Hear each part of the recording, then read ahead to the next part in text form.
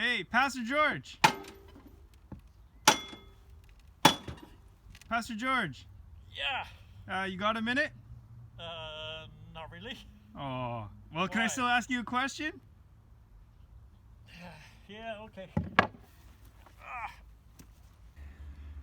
Well, Pastor George, some kids were coming up to me and asking me about why so many people worship all these different gods, all these different idols. Could you help me out with that question? It was a couple of years ago now that I was up to my brother's place in Parksville.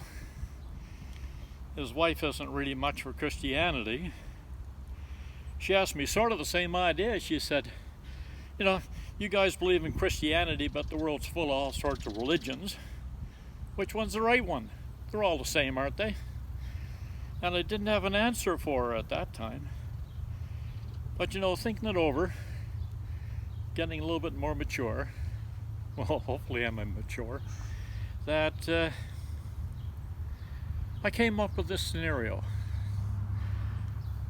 Suppose you had a dark room, pitch black, say one of those caves up here at Horn Lake, and they told you that there was an elephant in that room,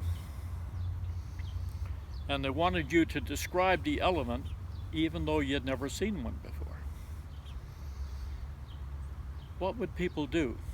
Well, they'd go in that dark room, have their hands up, and then they'd feel the elephant. Well, one fella grabbed the elephant by the tail. And when he came back out, they said, "What's an elephant look like?" He said, "An elephant looks like a snake." "Why do you say that?" "I had a hold of him, and it just this round thing hanging down. I could get my hands right around it.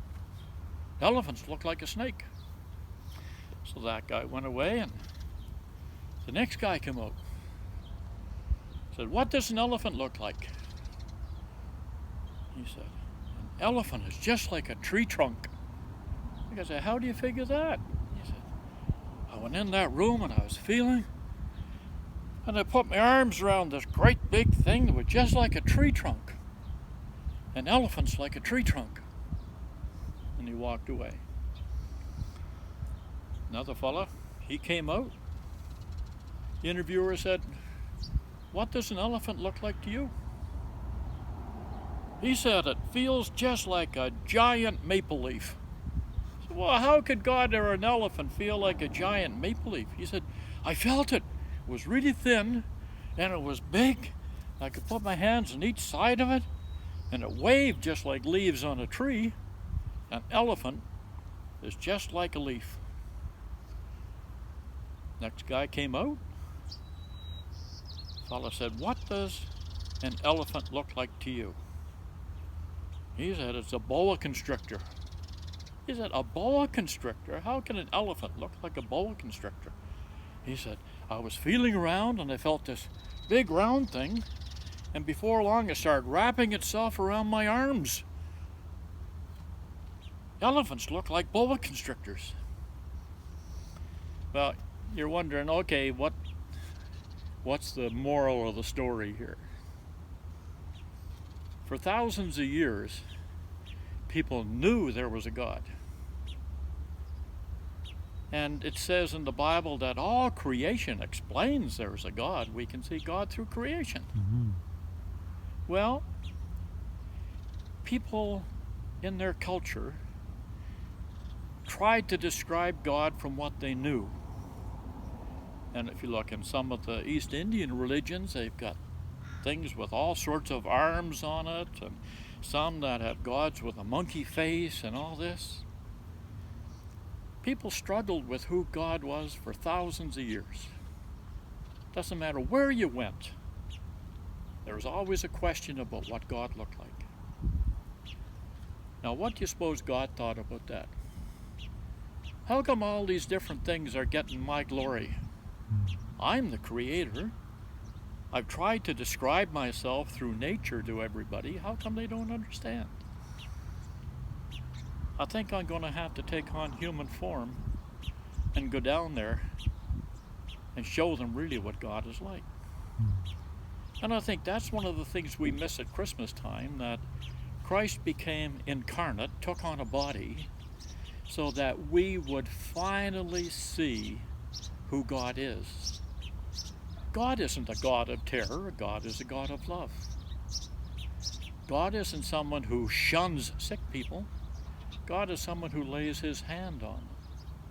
God is someone who loves us unconditionally, so we don't serve these make-up gods of terror, because we have seen God in Jesus. So if you have this misrepresentation of who God is or what God is, look in the Bible. Now you're going to say, yeah, that was written by these guys thousands of years ago. What do they know? Well, Christ was prophesied as going to die on a cross. He was prophesied where he was going to be born. All these different things that were prophesied hundreds of years before came true at Christ's birth. So that's sort of one thing.